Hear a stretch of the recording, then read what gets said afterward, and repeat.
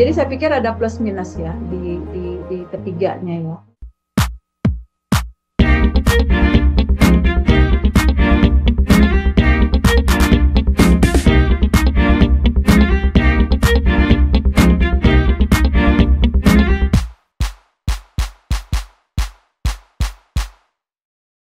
Sekarang kita dengar dari Bu Ayu, bagaimana Bu Ayu melihat debat capres yang kemarin gitu ya.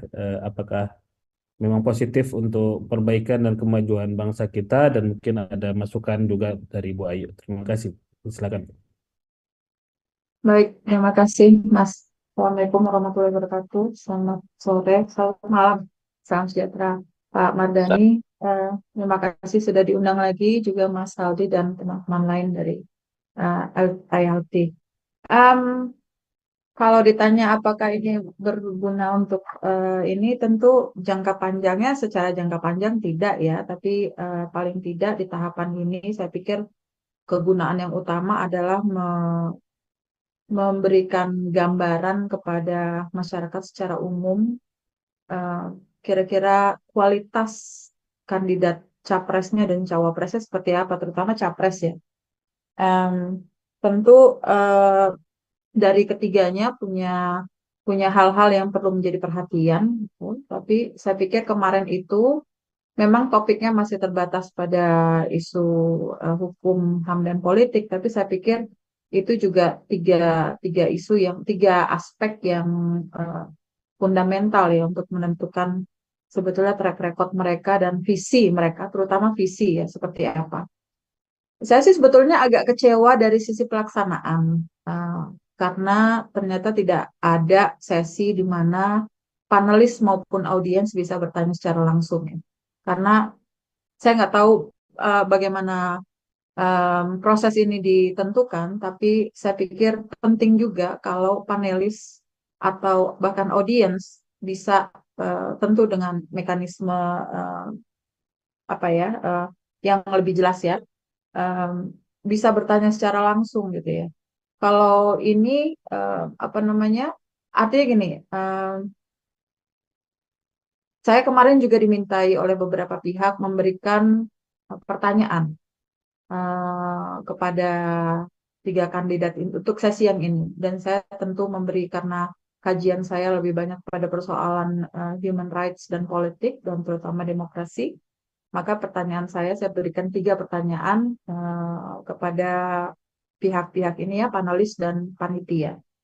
Uh, tapi dari tiga itu pertanyaan saya nggak ada satupun yang terbacakan ya, terpilih ya.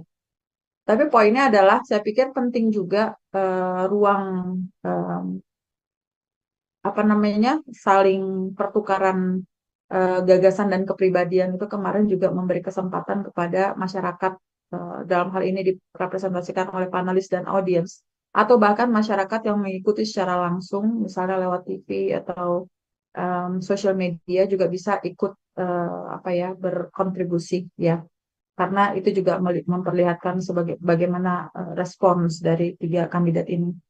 Em, saya pikir kalau ada gini, em, memang pertanyaan yang disampaikan cukup tajam dan straightforward. Dari jenis pertanyaan itu sebetulnya juga bisa dijawab dengan straightforward ya, bisa dijawab dengan langsung. Eh, Ketika kalau ketiga masing-masing kandidat ini punya visi yang jelas dan punya pengetahuan yang jelas ya. Artinya dan mereka juga udah bisa mengantisipasi pertanyaan-pertanyaan ini.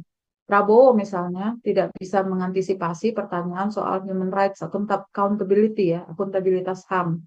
Padahal dia tahu pasti akan muncul lagi. Mestinya dia bisa siapkan jawaban yang lebih efektif ya.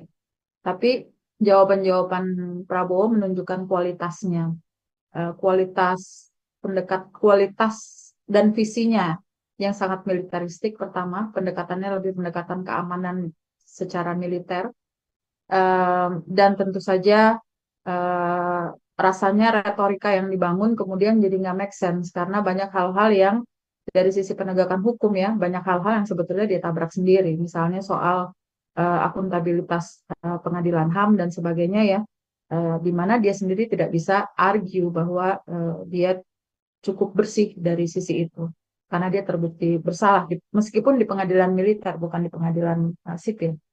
Juga soal putusan MK ya, uh, saya pikir retorikanya bertolak belakang dengan um, praktek atau kenyataan bahwa dia memang menerima putusan MK meskipun secara etika itu salah, etika politik, tapi dia menerima itu demi kepentingan-kepentingan yang lain yang dia bisa gain secara lebih banyak. Kalau dari saya pikir yang cukup sharp dan straightforward itu uh, menurut saya ya Mas Ganjar ya, Pak Ganjar ya. Pak Ganjar itu cukup straightforward dan sharp. Bahkan beberapa pertanyaan-pertanyaannya langsung nggak pakai basa-basi ya, menanyakan soal human rights, pengadilan HAM dan sebagainya.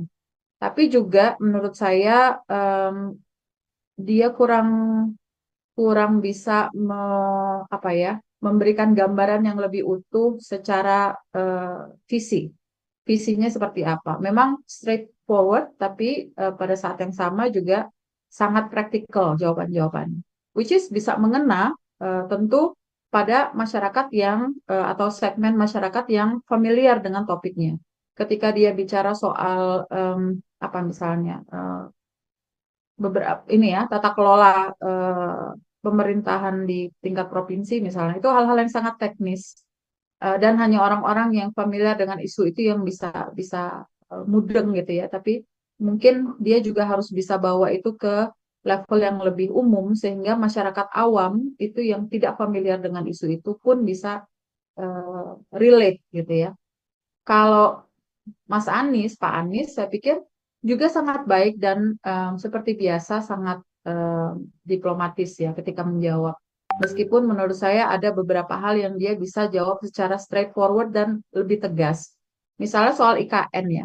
Eh, kita saya punya impresi meskipun dia tidak pernah secara terbuka menyatakan atau saya tidak pernah membaca sebelumnya bahwa dia menolak IKN. Tapi sebetulnya kalau kita memaknai penjelasannya soal IKN jelas bahwa dia tidak setuju dengan IKN.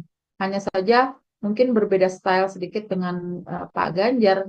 Pak Ganjar lebih straightforward ketika di awal ya, meskipun dia menjelaskan di belakang dengan lebih spesifik. Tapi kalau Pak Anies seperti biasa gaya retoriknya besar gitu ya. Misalnya saja soal Papua tadi ya Pak Mardani cerita sampaikan.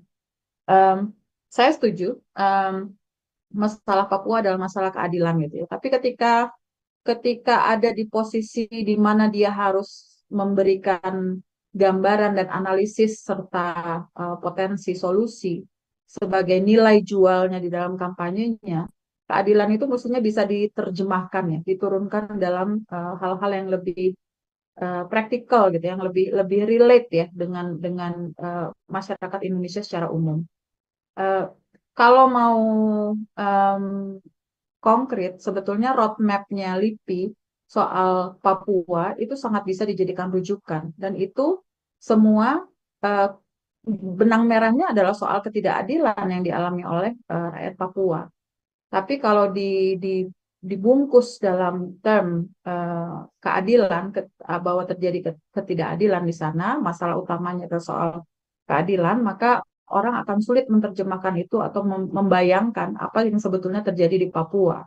Sehingga karena sulit dibayangkan apa yang terjadi di Papua, orang juga sulit membayangkan solusi apa yang bisa dilakukan di Papua. Sehingga itu juga menjadi celah buat Prabowo untuk menyerang balik ya apa yang disampaikan oleh Pak Anies. Meskipun saya sebetulnya secara pribadi juga sepakat dengan pendekatannya Pak Anies. Kalau Pak Ganjar jelas ya solusinya dialog, open dialog. Itu sesuatu yang sejak lama pemerintah Indonesia, Jakarta dalam hal ini menolak. Ada mekanisme dialog berbagai kelompok-kelompok yang ada dengan pemerintah Jakarta. Simply karena dialog mensyaratkan kesetaraan, equality. Dan itu rasanya yang pemerintah Jakarta harus menegaskan bahwa Papua tidak pernah equal dengan Indonesia, dengan Jakarta. Ya, karena itu dialog itu adalah ide yang bahkan tidak pernah sampai, hanya dijanjikan di awal, tapi at the end tidak pernah sampai dan lagi-lagi yang dilakukan pendekatannya hanya pembangunan dan pendekatan keamanan, dalam hal ini militer. Hal-hal seperti ini sebetulnya bisa dijelaskan dengan lebih lebih detail dan lebih rinci. Jadi saya pikir ada plus minus ya di ketiganya ya. Tentu kegunaannya yaitu tadi balik lagi, kalau ditanya apakah berguna, tentu berguna secara jangka pendek, atau tujuannya memang jangka pendek untuk memenangkan Februari 2024. Tapi untuk jangka panjang rasanya ketiganya juga tidak bisa memberikan jaminan atau visi yang lebih lebih clear ya. 5 tahun ke depan Indonesia akan dibawa ke arah mana? Kita semua bicara soal 2045 Indonesia emas, tapi rasanya kemarin yang disampaikan masih lebih jauh dari 2045 ya. Cukup sampai di Februari 2024. Saya pikir itu dulu, Mas. Terima kasih.